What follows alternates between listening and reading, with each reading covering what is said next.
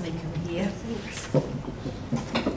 Welcome everyone. Great to see so many families and people have come out today to listen to what the changes are in the disability system at the moment. Just been announced by the Minister, so great to see you all. I'm Chris Potts, I'm the Director for Enabling Good Lives in the Waikato, so some of you I have met and others I might have had email correspondence with, but certainly really pleased to see you and able to talk to you a bit more later. So with us today we have Sacha O'Dea, and Sacha has just begun a really exciting role as Program Lead Systems Transformation, looking at how we can transform the disability support system so it delivers what you want for yourselves and for your young people and your children. So Sacha's here to tell us what the changes are about based on the Minister for Disability Issues' recent announcement, what it means for the Waikato, and you will have heard from us, of course, that the demonstration in the Waikato is able to continue for another 2 years, which was great news. And then there'll be time for you to ask anything at all that you want to know. Sacha comes from a huge background in disability policy and looking at how, a passion for seeing how things can be improved and changed. So it's exactly the right person to be saying these are the things we're concerned about. What could government be, what are our suggestions for maybe how government could do things differently, and what you think about the announcements that have been made recently. So Sacha wants to take all that information away with her at the end of our forum today. We've got Jodie filming us today, and that is so that we can put this on the Enabling Good Lives website, and as many people as possible can access the information and hear the questions that you're going to ask and hear the answers. So that's what's going on today. So I hope you don't mind being filmed. If you have any problem with that at all, please let me know, or let Lauren know, or one of the staff after this, and we can make sure that we do the editing that's necessary.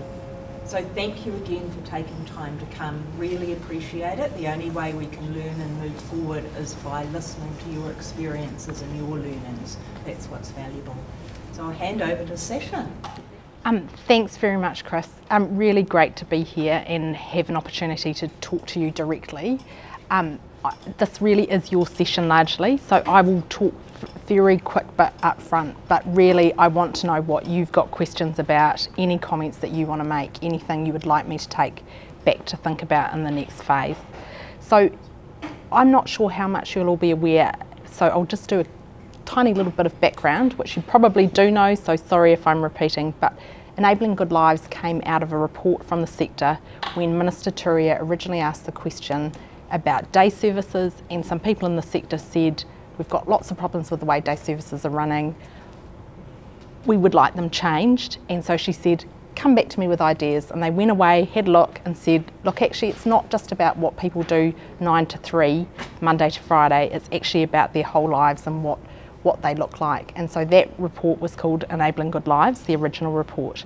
And since then we have done 2 demonstrations, firstly in Christchurch, and then the second one that you've been involved with here in the Waikato. As a result of that work, and also some looking at the evidence across New Zealand, so other innovative practices that have been tried in New Zealand, other things that other agencies have been looking at, and also looking at what the international evidence looks like, we came up with a proposal around the next stages of how we can roll out what is showing some really good outcomes for a small group of people in Waikato and Christchurch to be able to make the changes broader and transform the whole system. And that was what the announcement was about. So the announcement was that there would be a co-design process between March and June, and it's about transforming the whole disability support system, starting in mid-central, which is around Palmerston North.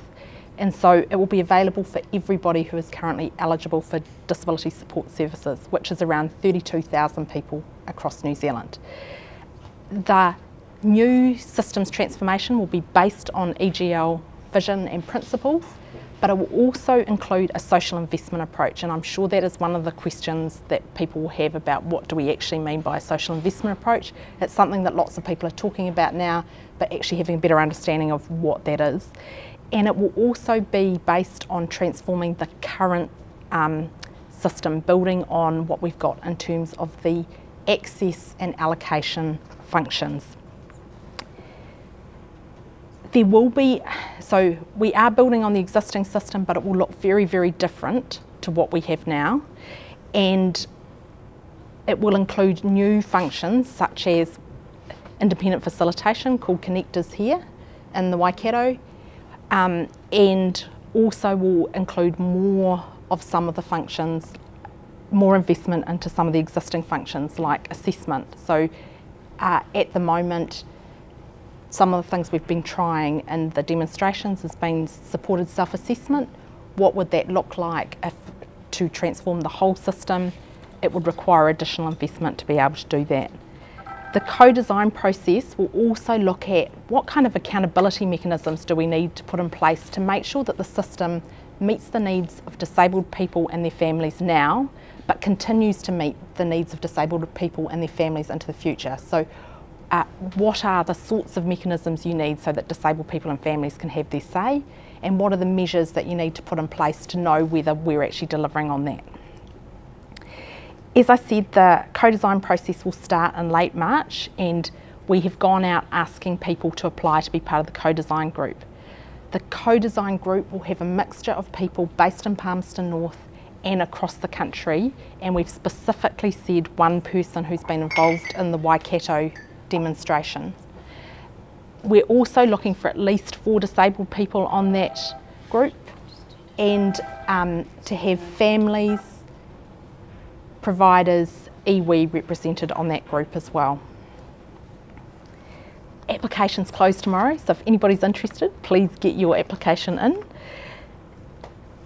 The implementation of the next stage of systems transformation, up until now it has been run across 3 agencies, and all 3 agencies have been jointly leading it, and it's been the Ministry of Social Development, the Ministry of Education and the Ministry of Health. I was the lead from the Ministry of Social Development until last week.